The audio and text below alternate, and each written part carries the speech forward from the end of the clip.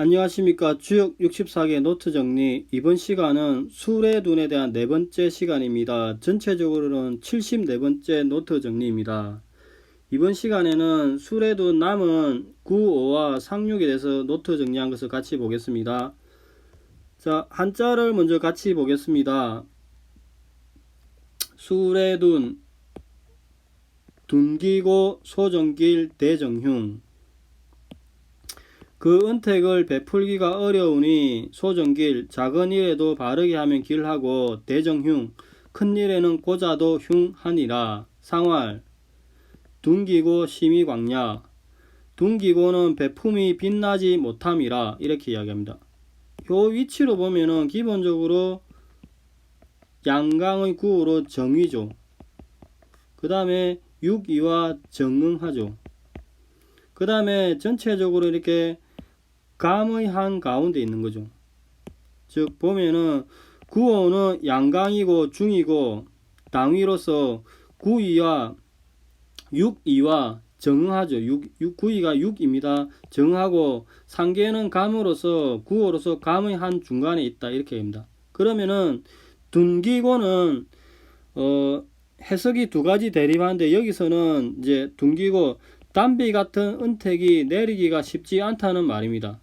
그러면 고는 무엇을 이야기하는가?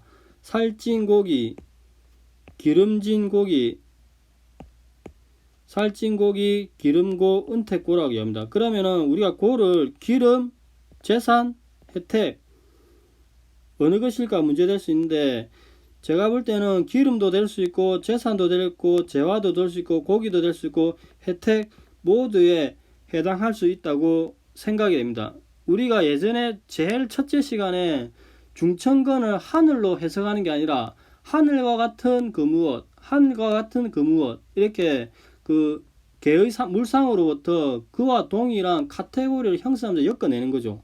그래서 건의 강건함에서 부유함, 힘셈 이렇게 도출하듯이 고도 약간 그렇게 생각하면은 기름, 재산, 재화, 고기도 이렇게 하나의 카테고리로 묶어낼 수 있는 그 범주에 들어가기 때문에 이렇게 봐도 영향이 없을 것 같습니다. 그리고 여기서 둔의 의미에 대해서 조금 학설이 대립하는 것 같습니다. 둔을 우리가 최초에 어렵다, 사물의 형성 초기에 어렵다는 이야기도 있지만 또 축적하다는 의미가 있다고 했으니까 둔을 어렵다로 보는 관점에서는 은택을 베풀기에 인색하다로 해석을 합니다. 둔기고를. 근데 둔기고를 쌓다, 축적하다로 보면은 쌓다로 보면은 재물을 쌓다. 그러니까 재물을 쌓고만 베풀지를 않으니까 소정길, 작은 일에는 길하고 큰 국가대사나 이런 데서는 흉하다 이렇게 이야기하는 것 같습니다. 그리고 이제 이 구에서는 소정길이라 있고 대정흉이라 이야기인데 그럼 작은 것을 뭐 바로 잡아야 된다. 작은 것을 하면 괜찮다 이렇게 이야기하는데 이때 작은 것이 어떠한 것이고 큰 것은 무엇인지 그리고 소와 대의 구분을 어떻게 할지도 조금 고민되는 지점이 발생하는 건 사실이죠. 그래서 구어에서는 이렇게 둔기고를 두고 학설의 대립이 있으니 이 점을 염두에 두시고 향후에 효를 받았을 때 고민을 한 번 더 하시기 바랍니다. 다음 상륙에 대해서 보겠습니다. 승마바녀, 읍펼여녀, 말을 타다가 내려서 되돌아오매 읍펼연어 피눈물을 계속 흘러내리는 듯함이라 읍펼연어 하가장냐 피눈물이 줄줄줄 흐르니 어찌 장구하리요 피눈물 흘리는 극한의 상황이 오래 안 간다 이렇게 얘기죠. 그러면은 그 수레둔의 상계는 감의 제일 끝이죠. 그리고 바른 자리이기는 하나 밑에 정응이 없죠. 그리고 감계의 끝이고 둔계의 끝이죠. 즉 상륙은 정위이나 응하는 효가 없고 감계 험난함이 제일 위다 이렇게 이야기합니다. 그리고 승마반여라는 말은 말을 타고 제자리에서 맴놀이 하듯이 맴돈다.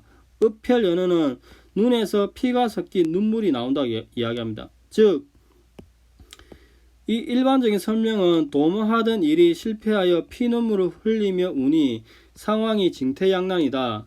즉 피눈물 흘리는 것이 부질없음을 알고 도모하던 일을 그만두고 마음을 정리한다는 의미가 있다고 합니다. 상류의 전체 취지를 고려하면 왜 피눈물을 흘리는가? 우리가 술의 둔께에서 사물의 초창기의 어려움 험난함이 점점 나아지면 좋아질 것 같은데 왜 이렇게 상륙이면은 괴의 끝이라서 그런가? 아니면은 감개의 극한에 있어서 그런가? 가 이제 고민이 될 지점인데, 아무튼 여기서 읍별 연어가 그 어떠한 의미를 가지는지는 조금 더 고민을 할 필요가 있는 것 같습니다. 글을 한번 읽어보겠습니다. 왜 피눈물을 흘리는가? 둔계의 전체 취지와 연결하여서 둔계는 사물의 시작 초기의 상황이 어려움인데 상륙이면은 이제 둔계가 끝나는 어려움이 끝나는 게 아닌가? 오히려 여기서 설명은 감의 극한에 있다고 설명한 게 적절하지 않을까 이제 고민이 되는 지점입니다. 자, 여기가 기존의 설명이고 다산의 설명을 한번 보겠습니다. 한자를 먼저 읽어보겠습니다. 둔기고 심의광야 소전길 대정흉 상활 둔기고 심의광야. 그 혜택을 베푸는데 인색하게 베푸니 작은 일은 길하겠지만 큰 일은 흉하다. 상활 그 혜택을 인색하게 베푸니 그 베푸는 시혜가 아직 심의광야 빛나지 않는 것이다. 이렇게 이야기합니다. 그러면 둔기고의 상을 보면은 자 은택을 인색하게 베푼다 이렇게 이야기하죠. 자 이렇게 본계가 있는데 본계 수레도는 본계의 모계인 천지비로 왔죠. 천지비는 학계의 권의 밭이 있는 거죠. 그런데 이런 권의 밭에 하필이면 이런 상황이 생깁니다. 진의 새싹이 있고 권의 밭에 진의 새싹이 있는데 너무 더워서 리의 햇빛이 너무 뜨거워서 위에 감, 수, 비가 내리면 참 좋을 것 같은데 효변을 해버리니까 비가 사라진 거죠. 그래서 곤이 되니까 곤은 또 물상적으로 인색함 이 상이 있다고 했죠. 그래서 그 혜택을 인색하게 베푼다. 비가 오지 않는 상황이다. 이렇게 이야기합니다. 자, 한번 다시 읽어보겠습니다.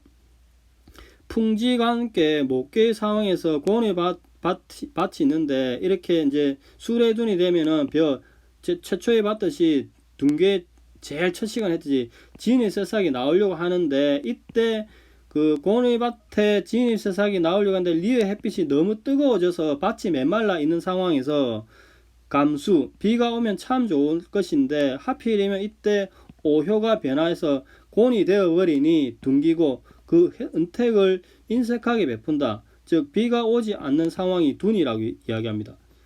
그 다음에 작은 일은 길하다는 것을 보면은 수레둔 본계는 이렇게 풍지간으로부터 왔죠. 풍지간은 그 전께가 1200개 주의산 천지비죠. 천지비.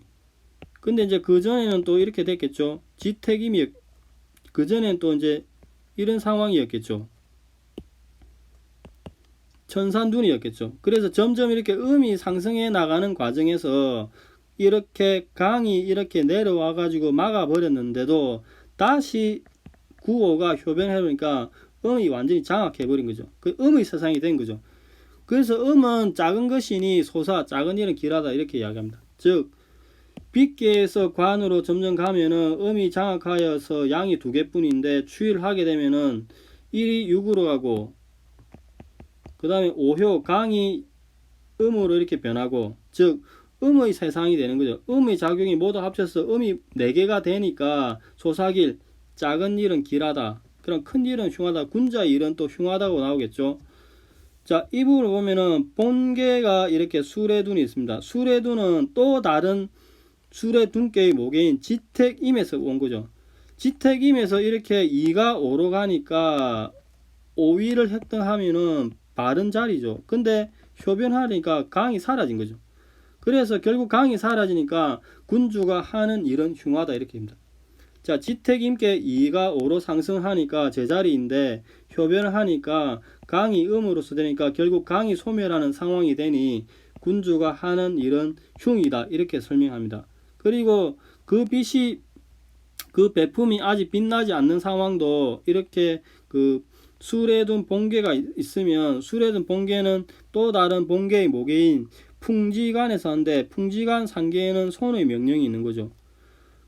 그렇다고 하더라도 이렇게 추위를 하고 효변을 해버리면은 이렇게 있던 손과 리가 결국에는 지게의 상황에서는 다 사라지는 거죠. 그래서 그 배품이 빛나지 않는다 이렇게 합니다. 결국 그 지례복 지게가 되면은 손도 없어지고 리도 사라져서 심의광야 그 배품이 아직 빛나지 않는다 이렇게 이야기합니다.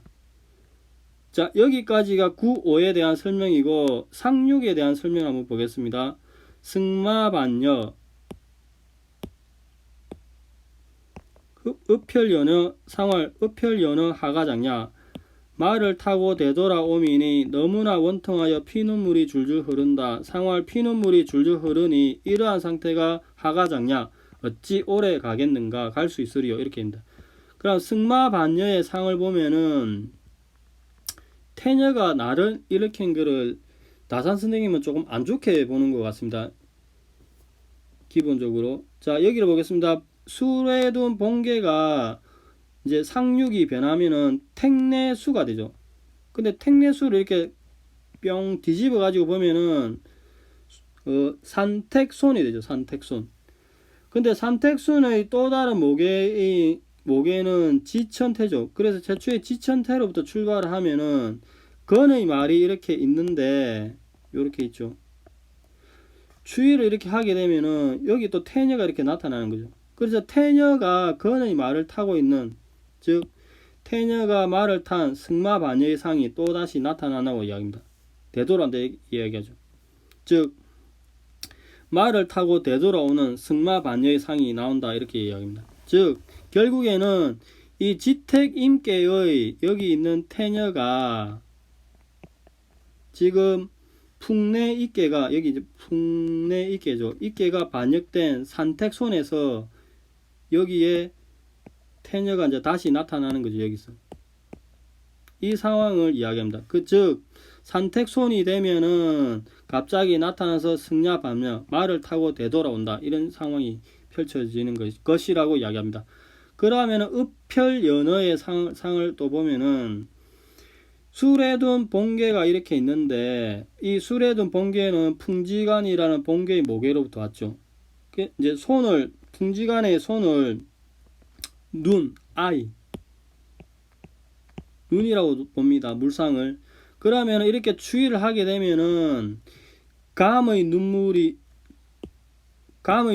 나오는데 여기에 있는 6개의 동그라미가 결국에는 하나하나가 눈물이 돼서 이렇게 눈물이 뚜둑뚜둑 이렇게 떨어지는 거죠. 그래서 읍혈연어 눈물이 주룩주룩 흐른다 이렇게 합니다. 즉 관의 손이 눈인데 추위를 하게 되면은 술의 눈이 되면 눈물이 위에서 주룩주룩 흐른다. 그래서 읍열연어라고 이야기합니다. 그럼 왜 그런가에 대해서는 술에 둔 상효가 변해도 손은 그대로 이렇게 술에 둔 상효가 변해도 손의 눈은 그대로 있는데 눈물을 어찌하겠는가? 왜 풍지간 관계도 이렇게 눈이 있는 거죠. 그럼 이 설명을 이 부분은 저도 조금 잘 해석이 안 됩니다. 본계의 손이 왕비의 신문으로 태의 첩에 여기 태의 첩이 있죠. 곤욕을 당하니 이런 까닭에 이 왕비가 운다고 합니다. 그럼 왕비가 왜 우느냐? 제가 보기에는 이렇게 추위를 하게 되면은 첩이 상승했나? 뭐 그런 신분이 상승했기 때문에 왕비가 우나? 그런 의미로 같은데 일단 다산주역사전 방인 교수님이 쓰신 이 책에는 이렇게 되어 있습니다. 본계 손의 왕비의 신분으로 태의 첩에 곤욕을 당하니 이런 까닭에 운다고 설명을 하십니다.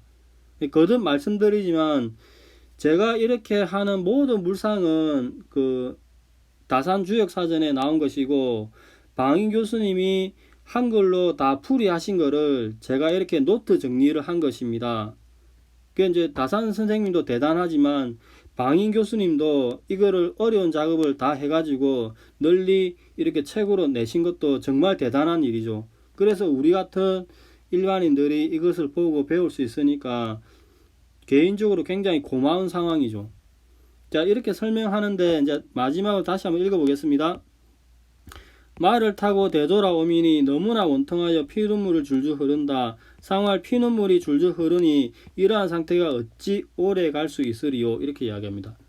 자, 오늘은 기본적으로 이제 그 수레둔의 구오와 상륙에 대해서 살펴보았습니다. 조금 까다롭죠. 까다로운 부분인데 사물 초창기 처음인데 이런 측면이 있다는 걸 잘 알고